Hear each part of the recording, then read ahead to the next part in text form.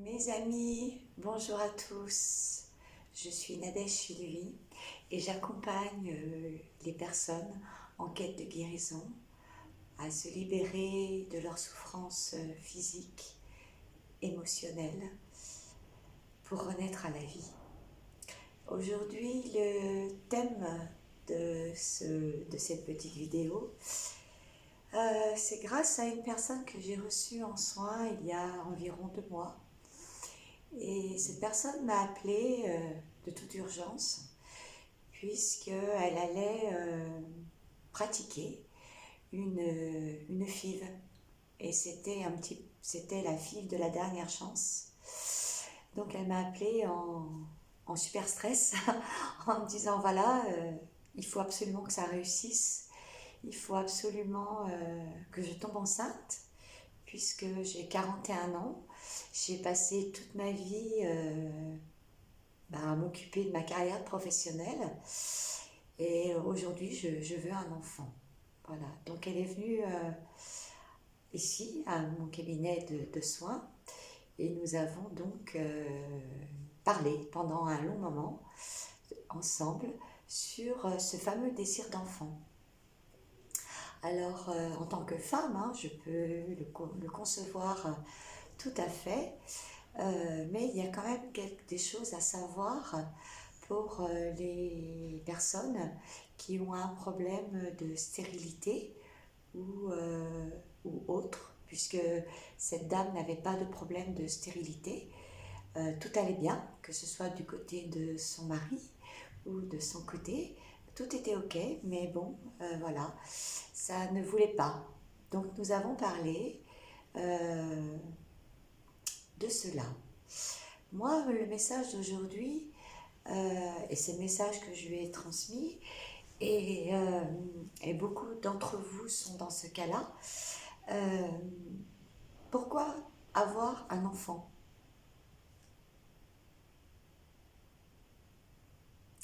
Et pourquoi vous n'y arrivez pas? Alors, il y a quand même quelques questions essentielles à se poser, comme quels sont vos blocages, quels sont vos sentiments par rapport à ça. Notamment, il peut y avoir du stress, un stress oxydatif qui empêche le processus de se déclencher. Il peut y avoir un sentiment d'impuissance, de désespoir, un sentiment aussi d'injustice. Est-ce pour combler un vide intérieur? Est-ce pour combler un vide extérieur? Il peut y avoir également un sentiment de vous sentir important et utile. Est-ce éventuellement pour réparer votre enfance? Est-ce qu'il n'y a pas aussi la peur de répéter les mêmes erreurs que vos parents? Est-ce que vous pensez ou est-ce que vous avez l'impression de ne pas le mériter?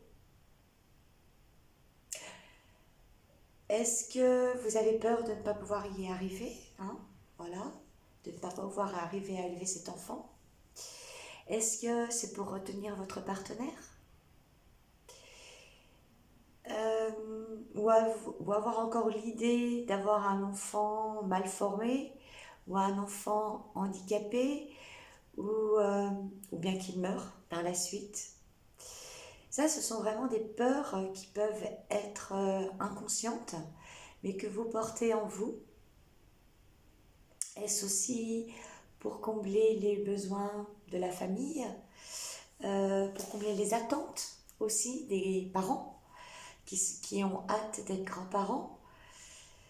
Peut-être combler votre besoin d'enfant dans un autre domaine, à savoir où est-ce que vous êtes, comment dirais-je, proactif, créatif, et du coup vous allez combler ça ailleurs. il est aussi important de regarder le transgénérationnel. Donc c'était le cas aussi de cette dame que j'ai reçue. Sa maman avait eu énormément de mal à avoir des enfants. Sa grand-mère également avait eu énormément de mal à avoir des enfants. Là, on était quand même dans une loyauté invisible, c'est-à-dire que je, je ne peux que faire comme ma mère, je ne peux que faire comme ma grand-mère pour, euh, pour ne pas sortir du clan familial. Voilà, une obligation de réitérer des schémas répétitifs et oui, de s'inscrire dans un schéma répétitif. Donc ça, c'était super important. Donc on a soulevé ce thème-là et effectivement, c'est ressorti. Il y avait déjà eu aussi, quand elle était petite fille, elle avait croisé une dame un jour enceinte qui avait pris énormément de poids et du coup ça l'avait marqué. Voilà, c'est vrai que le regard d'un enfant n'est pas le même regard qu'un adulte et là ça peut justement poser des barrières et dire oh là là, si je prends tout ce poids, ah non mais moi c'est pas question, hein, voilà, déjà rien que ça, inconsciemment il y a un blocage qui se fait. Peut-être aussi est-ce un besoin primitif, un besoin viscéral. Et là, je rappelle que nous ne sommes pas des bêtes. Hein. Nous ne sommes pas là pour procréer à chaque fois. Donc là, on sort de ce, voilà, de ce besoin primitif. Il y a aussi la notion de, voilà, ce monde va mal. Comment pourrais-je être aussi égoïste et ne penser qu'à moi et faire un enfant, voilà. Qu'est-ce qui va lui arriver? Qu'est-ce qui va m'arriver? Qui va s'occuper de lui si je ne suis plus là pour le faire? Quel est l'avenir pour cet enfant? Voilà, donc ça, c'est des questions que vous pouvez vous poser, qui sont essentielles, de mettre vraiment, d'être sincère avec vous-même, puisque c'est vous avec vous-même. Déjà, avoir un enfant, c'est le verbe avoir. Et le verbe avoir, c'est un désir. Et c'est un désir qui est lié à l'ego. Alors moi, je vais vous inviter plutôt à regarder du côté de l'invisible, à regarder du côté quantique, puisque c'est ma partie, je travaille dans l'invisible. Et vraiment mettre cet ego de côté, voilà, et regarder non plus par les lunettes, par des lunettes humaines avec une réalité linéaire, mais mettre des lunettes divines, voilà, si je peux m'exprimer ainsi. Sachez que les parents humains ne sont que le véhicule de la création à travers laquelle œuvre la source d'être. Un enfant n'est pas un enfant à proprement parler. Un enfant, là, quand on regarde un enfant, on regarde la forme. Et la forme, ici, elle n'existe pas. Donc, je voudrais rappeler un poncif, que tout est matière, tout est énergie, pardon. Tout est énergie, rien n'est matière. Et que c'est par l'énergie que la matière se fait. Voilà. Donc, un enfant n'est pas un enfant à proprement parler. Donc, on ne regarde plus la forme. Un enfant est une âme, au même titre qu'un adulte est une âme. Donc l'enfant, l'âme de cet enfant va venir choisir ses parents. Et oui, on choisit nos parents. Alors on les choisit par rapport à leurs énergies, par rapport à notre contrat d'âme et par rapport à ce qu'on est venu transmuter sur cette terre. L'âme veut évoluer obligatoirement. Nous sommes que des énergies qui viennent se rencontrer pour des raisons précises. Et ça, il faut bien le savoir. Les liens de sang, les liens de chair n'existent pas. Ils n'existent ici que dans cette réalité matricielle. Là-haut, ça n'existe pas. On parle de famille d'âme, mais en aucun cas on parle de ce sont mes parents, ce sont mes grands-parents, ce sont mes cousins, enfin, etc. Il n'y a pas de liens familiaux au ciel. Enfin voilà, c'est comme ça que ça fonctionne. Et ici, je vous le rappelle que nous ne sommes pas régis par les lois matricielles. Nous sommes des êtres humains, divins, qui sommes régis par les lois universelles. Et ça, c'est pas facile de se le mettre en tête, parce qu'on est tellement pris dans cette matière qu'on n'arrive plus à voir ce qui est au-delà de la matière. Donc recevoir un enfant dans une famille, mais le recevoir non pas comme un enfant, mais en tant que conscience dans un corps qui n'est plus du tout raccroché au schéma familial. Donc cette âme va venir choisir 2 corps pour avoir son corps à elle, ou voilà, puisqu'on parle d'une âme, pour avoir son corps à elle dans la matrice en tant qu'incarnation. Mais ça ne fera pas de vous des parents, systématiquement. Après, ça c'est encore autre chose et voilà, ça m'appartient pas tout ça. Mais voilà, c'est vraiment ce que je voulais vous dire. C'est si vous avez vraiment des difficultés à avoir un enfant, à mettre en place tout un processus, toutes les questions auxquelles j'ai dit tout à l'heure, posez-vous ces questions et regardez non plus par le prisme linéaire, mais regardez ce qui se passe dans l'invisible. Voilà, parce que c'est comme ça. C'est l'âme choisit ses parents. Elle va venir choisir par rapport à vos énergies. Uniquement cela. C'est pas parce que vous vous appelez Pierre, Janine et voilà, qui vous voulez.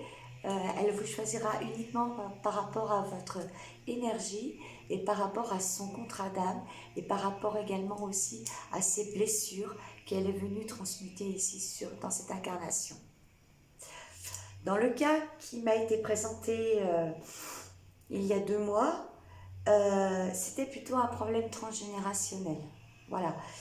Donc on a travaillé sur son rapport avec sa maman, sur son rapport avec sa grand-mère et le rapport à cette fameuse dame qui avait pris du poids. Et voilà, on a fait le soin, on a déprogrammé toutes ses croyances. Et puis après, je lui ai fait le soin énergétique que je fais toujours en première séance. Et il y a un moment donné, donc je lui ai fait le soin, donc ça a duré une bonne heure. Et après, je lui ai fait cœur, ventre. Donc j'ai posé ma main guérisseuse sur son utérus et mon autre main sur son cœur. Et là, ça a été assez compliqué pour moi, puisque tout passe par moi. Et là, mais j'ai pleuré. Elle avait complètement oublié son organe. Elle avait complètement oublié son utérus. Son utérus pleurait. Pleurait de ne pas avoir été connue, de ne pas avoir été aimée, de ne pas avoir été reconnue pendant toutes ces années. C'était vraiment... alors bien sûr, ça l'a un peu perturbée quand elle m'a vue pleurer. Euh, C'était vraiment très fort parce que je sentais vraiment qu'il y avait un vide immense. Mais un vide immense de quoi? C'était un vide immense d'amour, carrément. Donc voilà, j'ai apporté de l'amour à cet organe, voilà, à cette matrice, parce que c'est une matrice qui va venir accueillir. Donc forcément, le bébé ne pouvait pas, ça pouvait pas marcher, ça pouvait pas marcher puisque cet organe n'avait pas été reconnu, n'avait pas été aimé. Il était vide, il était mort. On meurt sans amour. Et c'est valable pour tous nos organes. Si vous ne leur apportez pas de l'amour, si vous ne vous apportez pas de l'amour, c'est ça mon message aujourd'hui, c'est apportez-vous de l'amour. Apportez-vous de l'amour dans votre corps, dans tous vos organes. Prenez le temps de vous aimer, c'est vraiment super important. Et là, j'ai vraiment bombardé. Là, j'avais pas le choix. Parce que la FIV, c'était la semaine d'après. Donc, je me suis dit, on n'a pas le temps. On n'avait pas le temps de faire plusieurs soins. Et là, j'ai dit, non, mais là, j'ai toute ma puissance. Toute la puissance de la source avec moi. Voilà, j'ai pris la source, j'ai pris terre-mère, je les ai réunis dans mon cœur et j'ai tout envoyé par mes mains. Voilà ce que j'ai fait. Et là, et d'un seul coup, j'ai posé vraiment mes mains, allez, ça a duré bien 45 minutes pour faire revivre euh, cet organe, cet utérus. Et là, d'un seul coup, il m'a renvoyé, mais de l'amour. Voilà, j'ai eu un souffle d'amour de sa part. Et c'était, waouh, c'était juste merveilleux. C'était juste phénoménal. Franchement, enfin, je ne sais pas si mes confrères un jour l'ont vécu, ça, mais le retour d'amour qu'un organe peut vous apporter parce que vous lui donnez de l'amour et lui, du coup, il vous dit, ok, j'ai reçu, donc je te le renvoie. C'était, mais alors, mais en tant que guérisseuse, mais c'est magnifique de vivre ce genre d'expérience et de redonner vie en fait. Voilà, c'est ça qui me fait vibrer au quotidien. C'est ça, c'est faire renaître les gens, leur faire renaître les organes à la vie, tellement ils ont été enquistés par des pensées négatives, par des pensées néfastes, par un oubli de soi, par de la non-abondance d'amour. Voilà, c'est vraiment, c'est ça mon message aujourd'hui. J'en fais pas souvent, mais il vient vraiment du fond de mon cœur. Et voilà, donc n'hésitez pas si vous avez des questions, n'hésitez pas si vous avez un problème de ce genre à venir vers moi. Je ne dis pas que je tiens la baguette magique, non, c'est pas du tout. C'est par vous que ça passe. C'est ce que j'ai dit à cette personne. Elle m'a dit, oh, je suis super contente. Voilà, elle m'a envoyé un message en me disant, ça y est, c'est bon, je suis enceinte. Merci, merci. Mais c'est pas moi, en fait. C'est pas moi. Parce qu'elle a aussi, elle s'est ouverte à ce soin. Elle s'est ouverte à l'amour. Elle s'est ouverte à son amour. C'est surtout ça. Moi, je ne suis que le transmetteur. Je ne suis qu'un réceptacle. Je réceptionne l'amour de la source. Je réceptionne l'amour de Gaïa et je vous le redonne. Voilà, mes amis. Je vous aime. Donc, vous avez compris le message. Aimez-vous de tout votre cœur. Aimez-vous inconditionnellement. Ne partez pas d'un socle de je ne vais pas y arriver, je ne sais pas faire, parce que c'est ça que l'univers entend. L'univers entend votre désespoir, donc il vous renverra le désespoir. Donc c'est porter un message d'amour en vous, pour vous, et bien évidemment pour les autres et pour toute l'humanité. À très bientôt. très bon week-end et que l'omnipotence du Créateur solutionne cette situation avec le regard de l'amour. À très bientôt.